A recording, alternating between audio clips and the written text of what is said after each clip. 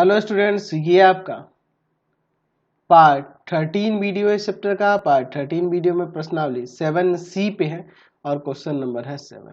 कह रहा है उस आकृति का क्षेत्रफल ज्ञात कीजिए जो रेखाओं x बराबर 0, y बराबर 0 और x बट्टा 2 प्लस y बट्टा 3 बराबर 1 से घिरा है। ये तीन रेखाओं से घिरे हुए हमें आकृति का क्षेत्रफल निकालना है। चलिए, ये आपका x अक्ष ले लेते हैं, यह आपका y अक्ष ले लेते हैं।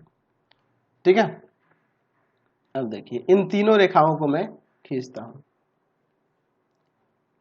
ये आपका x हो जाएगा, ये x डैश हो जाएगा, y और y डैश। आप जानते हो कि x बराबर जो 0 होता है यह y अक्ष का समीकरण होता है।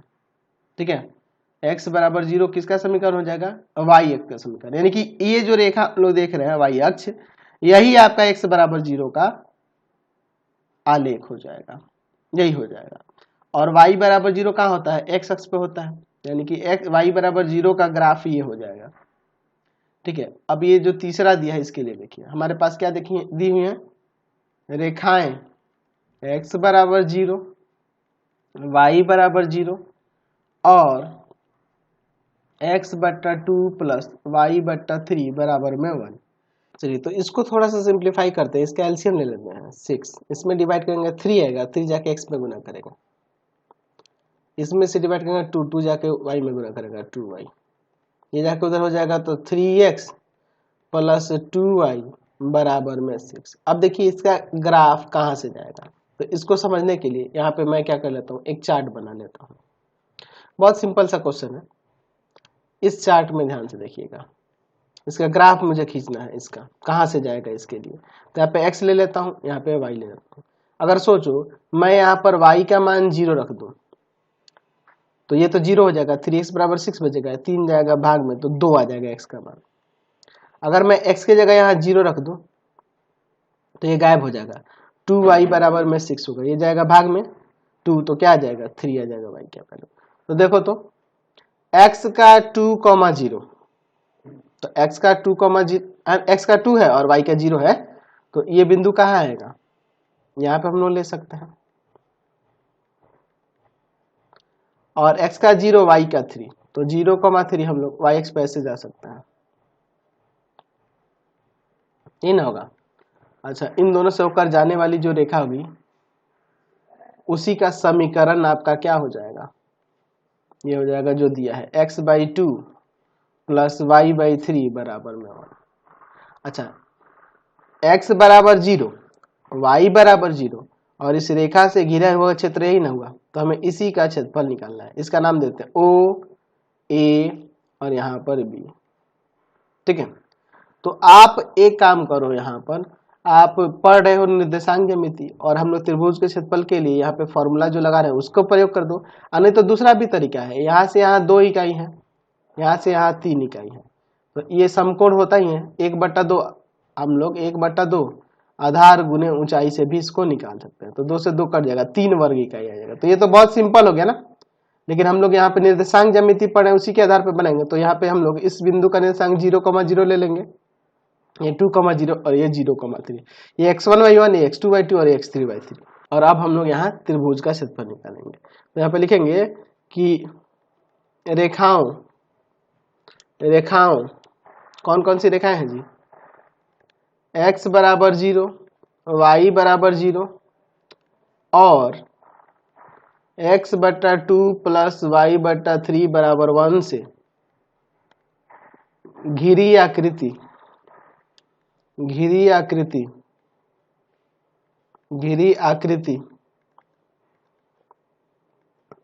त्रिभुज AOB है। तो हम लोग इसका क्षेत्रफल निकालेंगे। तो त्रिभुज का क्षेत्रफल के लिए हम लोग फॉर्मूला जानते हैं, निर्देशांकीय ज्यामिति वाला प्रयोग करते हैं। ऐसे तो मैंने बताया कि कितना सिंपल तरीके से हम लोग 1/2 आधार गुने ऊंचाई से भी निकाल सकते हैं, लेकिन निर्देशांक ज्यामिति वाला जो मैंने फॉर्मूला बताया उसी का हम लोग यहाँ प्रयोग करते हैं। y2 minus y3 plus x2 y3 minus y1 plus x3 into में y1 माइनस y2। चलिए, तो अब हम लोग लगाते हैं त्रिभुज AOB का क्षेत्रफल 1/2 x1 के जगह यहाँ पे ये 0 ले लेते हैं और y2 माइनस y3 यानी 0 माइनस 3 प्लस x2 की जगह यहाँ पे 2 हो जाएगा, y3 माइनस y1 तो y3 ये 3 हो गया और माइनस y1 यहाँ 0 हो जाएगा, प्लस x3 आपका यहाँ 0 है और फिर इंटू में y1 माइनस y2 चलिए अब इसको सॉल्व करते हैं। 1/2 यहाँ 0 से इंटू का तो ये तो सब 0 ही हो जाएगा, यहाँ पे आपका 6 आ जाएगा और फिर यहाँ 0 आ जाएगा, तो आ जाएगा 6/2 कट के यहाँ से 3 वर्ग इकाई, हमें यही ना निकालना था। समझ गए, कोई दिक्कत नहीं है। चलते हैं अब नेक्स्ट क्वेश्चन नंबर 8 देखिए। आप जानते हैं कि त्रिभुज की एक माध्यिका उसे बराबर क्षेत्रफल वाले दो त्रिभुजों में विभाजित करती है।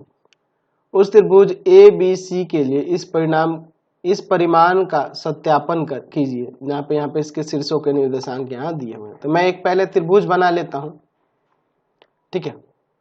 यहाँ पर ABC आपका त्रिभुज है और इसके शीर्षों के निर्देशांक यहाँ पहले से दिए हैं 4 - 6 3, -2 और यहाँ पर C का निर्देशांक है 5, 2, ठीक है।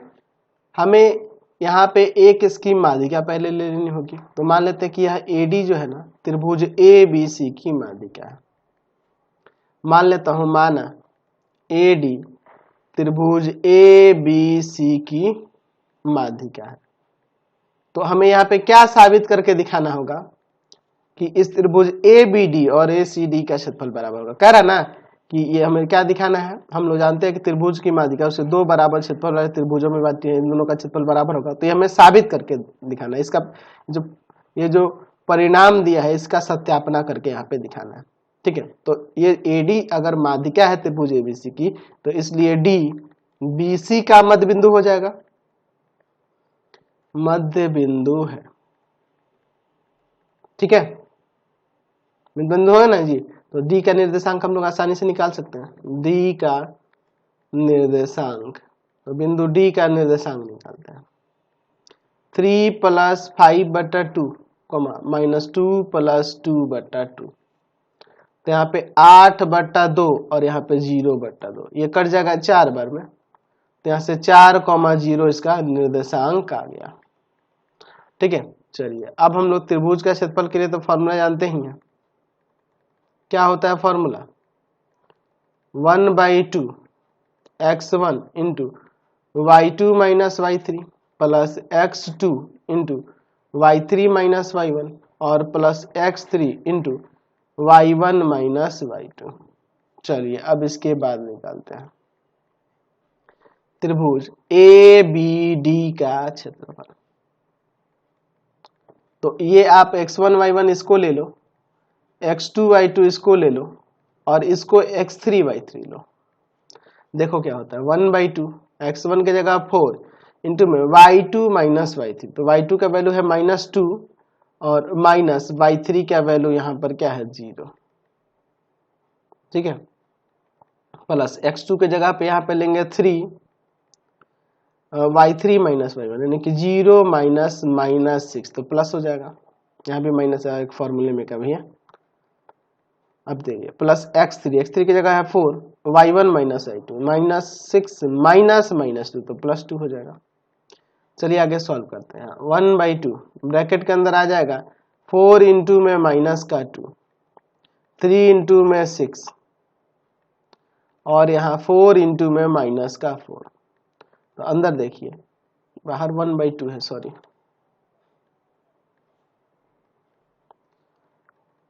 चलिए 1/2 ब्रैकेट के अंदर -8 +18 और -16 हो जाएगा ना जी। चलिए अब देखिए यहाँ ये घटाएंगे 2 -8 और +2 तो -6 आ जाएगा, तो 1/2 इंटू में -6 काट देंगे इसको 3 बार में, तो ये -3 हुआ, लेकिन हम लोग यहाँ क्षेत्रफल है तो प्लस का ही लिखेंगे 3 वर्ग इकाई, ठीक है। अब उसी तरह से हम लोग त्रिभुज ACD का क्षेत्रफल निकालते हैं। त्रिभुज ACD का क्षेत्रफल, तो ये आपकी बार x2 y2 इसको ना लेके इसको ले लेंगे, तो x1 y1 x2 y2 और ये x3 y3, 1/2 x1 का वैल्यू है आपके पास 4 इंटू y2 माइनस y3 यानी कि 2 माइनस 0 प्लस x2 का वैल्यू है 5 अब इंटू में y3 माइनस y1 यानी कि 0 माइनस माइनस से तो प्लस का हो जाएगा प्लस x3 का वैल्यू है हमारे पास 4 और इंटू में y1 माइनस y2 यानी कि -6 और माइनस का 2। चलिए देख रहे हैं ना y1 माइनस y2। अब इसको सॉल्व करते हैं यहाँ पे, ठीक है। 1/2 ब्रैकेट के अंदर 4 इंटू 2 प्लस 5 इंटू 6 और प्लस का 4 इंटू माइनस का 8। 1/2 अंदर हो जाएगा 8, 5 छके 30 और यहाँ पे क्या हो जाएगा 4 8 32। चलिए अब आगे सॉल्व करते हैं। 1/2 इंटू ये देखो 38 में से 32 गया 6, काट देंगे यहाँ पे 3 वर्ग इकाई यहाँ भी आ गया, 3 वर्ग इकाई यहाँ आ गया। तो हमने यहाँ पे यही ना दिखाना था कि दोनों त्रिभुजों का क्षेत्रफल बराबर हो जाए, तो दोनों का बराबर आ गया ना।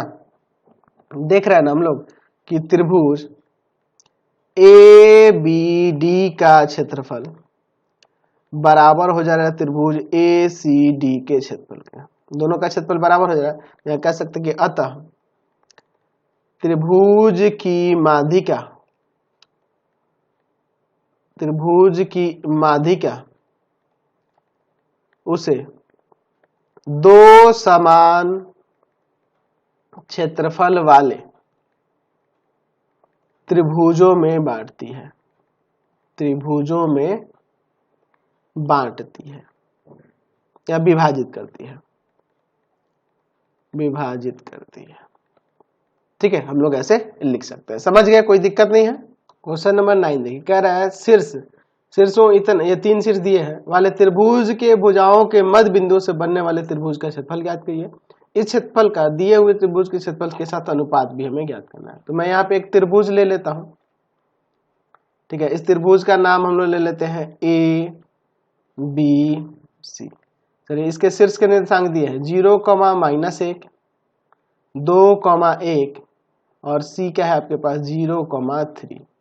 अच्छा, इस त्रिभुज के भुजाओं के मध्य बिंदु को ले लेते हैं। यहाँ पर इसका ए बी का मध्य बिंदु पी ले लेते हैं, बी सी का मध्य बिंदु क्यू ले लेते हैं और आपका ए सी का मध्य बिंदु आर ले लेते हैं।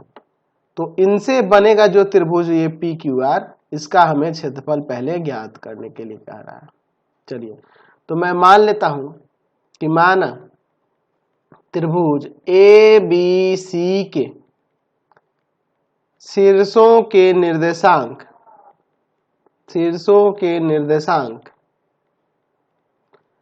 क्रमशः ए 0, -1, बी 2, 1 और सी 0, 3 है। ठीक है, मैंने इसके बाद क्या किया कि माना पी क्यू और आर क्रमशः भुजाओं ए बी सी और ए सी के मध्य बिंदु हैं। ठीक है, तो हमें क्या करना है, इस त्रिभुज पी क्यू आर का क्षेत्रफल निकालना। तो पहले इसके शीर्षों के निर्देशांक निकालेंगे ना, तो हम लोग यहाँ पे मध्य बिंदु सूत्र से एक एक करके क्या करेंगे, इनके सभी शीर्षों के निर्देशांक त्रिभुज पी क्यू आर के तीनों शीर्षों के निर्देशांक निकालेंगे। तो पहले पी का निर्देशांक निकालते हैं। क्या हो जाएगा, इन दोनों को लेंगे तो 0 + 2/2 और -1 + 1/2। तो यहाँ 2/2 और यहाँ पर आपका 0/2। तो यहाँ से क्या आ जाएगा, इसका निर्देशांक ये कट जाएगा एक बार में 1, 0। ठीक है, क्यू का निकालते हैं। क्यू का निर्देशांक, बिंदु क्यू का निर्देशांक क्या हो जाएगा 2 + 0/2 और 1 + 3/2। तो यहाँ 2/2 और यहाँ पर 4/2, ये कट जाएगा एक बार में, ये कट जाएगा दो बार में। तो 1, 2 इसका निर्देशांक आ गया। ठीक है। आर का निर्देशांक निकालते हैं, आर का निर्देशांक निकालते हैं।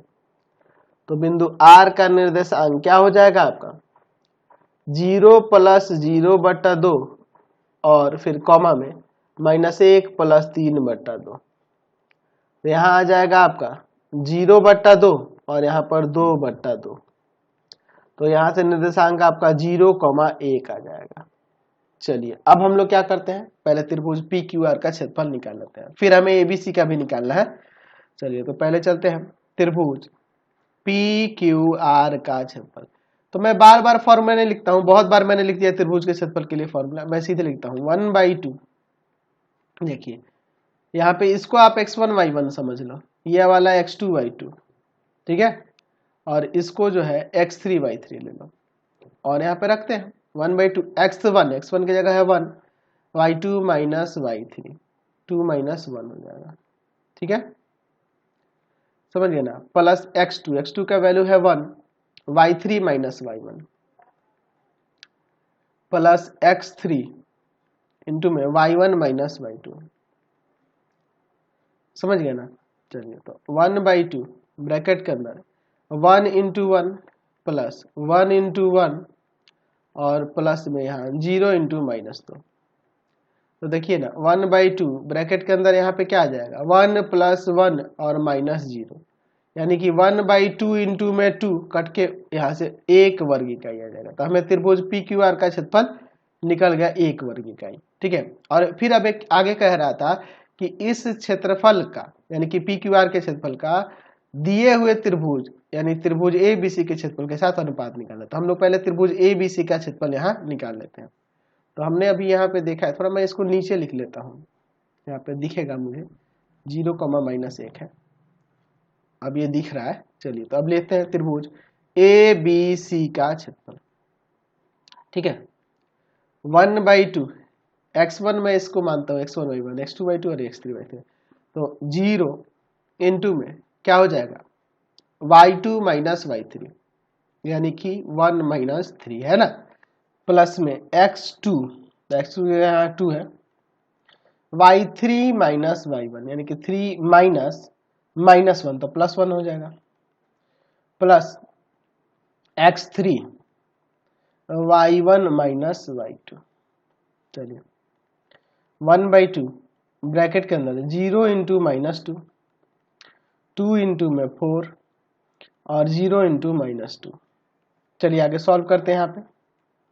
तो 1/2 यहाँ हो जाएगा -0 प्लस का 8 -0 यानी कि 1/2 इंटू में 8 कट के 4 हो जाएगा, 4 वर्ग इकाई यहाँ से हमें क्षेत्रफल मिल गया त्रिभुज ABC का। हमें दोनों का अनुपात निकालना, त्रिभुज PQR का क्षेत्रफल और त्रिभुज ABC का क्षेत्रफल, दोनों के क्षेत्रफल का अनुपात ज्ञात करना था। तो इसका क्षेत्रफल 1 वर्ग इकाई, इसका 4, तो 1/4 हो जाएगा, यानी कि 1:4 यहाँ से अनुपात निकल के आ गया।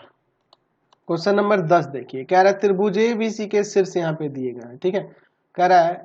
तो पहले मैं यहाँ पे क्या करता हूँ, एक त्रिभुज खींचते चलता हूँ, जैसे जैसे क्वेश्चन में आगे बढ़ेंगे ना हम लोग लिखते जाएंगे तो अच्छा रहेगा। ABC में त्रिभुज दे रहा हूँ और इसके शीर्ष यहाँ पे शीर्षों के निर्देशांक लिख देता हूँ 3,0, 0,6 और C का 6,9, ठीक है।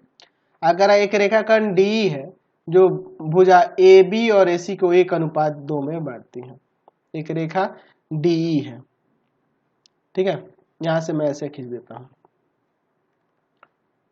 DE, देख लीजिए ये क्या कर रही है AB को और AC को 1:2 में बांटती है।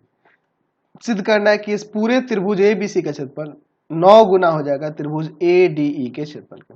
तो पहले D और E का निर्देशांक चाहिए, तो हमें यहाँ पे देख रहे हैं कि यह D क्या कर रही है AB को और AC को 1:2 में बांटती है। तो हम लोग विभाजन सूत्र से दोनों का निर्देशांक पहले निकालते हैं। तो हमारे पास यहाँ पे क्या दिया है, चूंकि यहाँ लिख सकते हैं कि DE भुजा AB तथा AC को 1:2 के अनुपात में बांटती है। तो हम लोग यहाँ पे ये देखिए अनुपात क्या हो जाएगा, 1:2, ठीक है, ए बी को और ए सी को। तो ये आपका x1y1 ले लेंगे और इसको हम लोग x2y2 लेके चलेंगे और विभाजन सूत्र का प्रयोग करेंगे। तो आप विभाजन सूत्र तो जानते हैं ना जी, विभाजन सूत्र आप जानते हैं क्या होता है, mx2 प्लस nx1 बटा में m प्लस n। फिर उसी तरह से my2 प्लस ny1 बटा में m प्लस n, यही ना होता है जी। तो पहले हम लोग d का निर्देशांक निकालते हैं, d का निर्देशांक निकालते हैं, ठीक है। चलिए तो d का निर्देशांक कैसे निकालेंगे, तो ये आपका m अनुपात n ये होगा, ठीक है।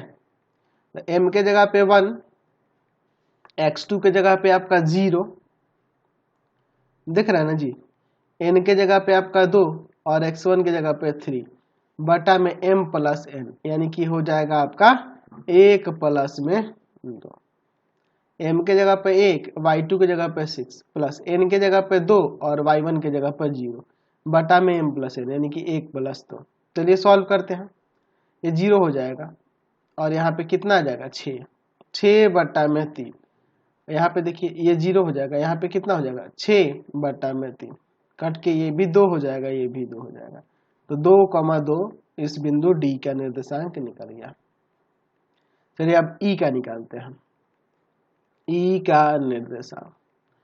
तो इस कंडीशन में आप x1y1 यही लेना और ये आपका x2y2 हो जाएगा। देख रहे हैं ना जी, AC को भी 1:2 में बांटता है, तो यहाँ भी m और n 1:2 ही लेंगे। तो m के जगह पे 1 और x2 के जगह पे यहाँ पे ये लेंगे 6 प्लस n के जगह पे 2 और x1 के जगह पे यहाँ पे लेंगे ये 3 बटा में m प्लस n, यानी 1 प्लस 2। फिर आपका m के जगह पे 1, y2 की जगह 9 प्लस n के जगह पे 2 और y1 की जगह 0 और बटा में m प्लस n, यानी कि 1 प्लस में 2 हो जाएगा, ठीक है। चलिए अब आगे इसे सॉल्व करते हैं। तो 6 और प्लस में यहाँ 6 बटा में 3, 9 और बटा में 3, तो यहाँ से कितना जाएगा 12/3 और यहाँ 9/3, ये कट जाएगा 3 बार में, ये कट जाएगा 4 बार में। तो 4,3 हमें मिल गया E का निर्देशांक, ठीक है। अब देखिए मैं क्या करता हूँ, तो दोनों त्रिभुज, एक बार त्रिभुज ABC का क्षेत्रफल और एक बार ADE का क्षेत्रफल, ठीक है, उन्हीं दोनों का ना हमें दिखाना है संबंध। देख लीजिए ABC और ADE का निकालना, तो पहले मैं ABC का क्षेत्रफल निकाल लेता हूँ। तो आपका ये x1y1 x2y2 और ये x3y3, और फॉर्मूला तो आप जानते हो, चाहो तो आप यहाँ लिख सकते हो दोबारा से फॉर्मूला को, मैं नहीं लिखने वाला हूँ, आप लिखोगे क्वेश्चन में, आप यहाँ त्रिभुज का क्षेत्रफल का फॉर्मूला लिख देंगे। मैं सीधे फॉर्मूला रखता हूँ, 1/2 x1 का वैल्यू 3 y2 माइनस y3 यानी कि 6 माइनस 9 प्लस x2 के जगह पे आपका यहाँ 0 और इंटू में y3 माइनस y1 यानी कि 9 माइनस 0 प्लस x3 और इंटू में y1 माइनस y2 यानी कि 0 माइनस 6। समझ गए। यहाँ पे अब इसे सॉल्व करते हैं। 1/2 3 इंटू में यहाँ पे आ जाएगा माइनस का 3, 0 इंटू में 9 और 6 इंटू में माइनस का 6।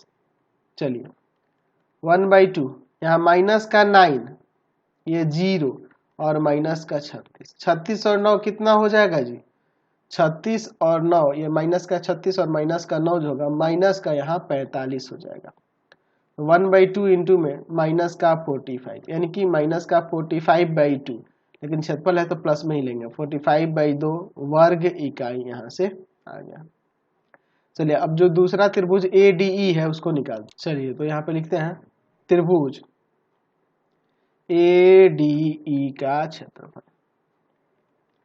तो देखिए क्या हो जाएगा 1/2, देखिए ये आपका x1y1, ये x2y2 और ये x3y3, ठीक है। x1 की जगह पे 3 y2 minus y3 plus x2 की जगह पे 2 y3 minus y1 plus x3 की जगह पे 4 y1 माइनस y2, ठीक है। ये आपका x2y2 है और ये आपका x3y3 है। अब तो आप समझ ही गए हो ना, ठीक है।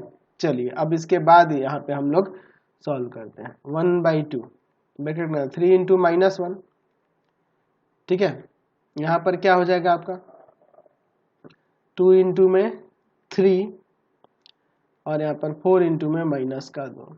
चलिए सॉल्व करते हैं। 1/2 माइनस का 3 प्लस का 6 और माइनस का 8, यही ना हो जाएगा यहाँ पर 4 गुना 8 माइनस का। तो यहाँ से 1/2 इंटू में कितना आ जाएगा, यहाँ तो यहाँ घटाएंगे माइनस का 2 -5 आ जाएगा। तो यानी कि 5/2 प्लस में ही लेंगे, माइनस का आएगा लेकिन यहाँ पे प्लस का 5/2 वर्ग इकाई लेंगे क्योंकि क्षेत्रफल है धनात्मक होगा, ठीक है, कोई दिक्कत नहीं है। चलिए अब इसके बाद देखते हैं हमें क्या करना है। तो त्रिभुज ABC का क्षेत्रफल और दूसरा त्रिभुज कौन सा था, त्रिभुज ADE का क्षेत्रफल, इन दोनों में संबंध दिखाना है। तो दोनों के क्षेत्रफल का पहले मैं अनुपात निकालता हूँ।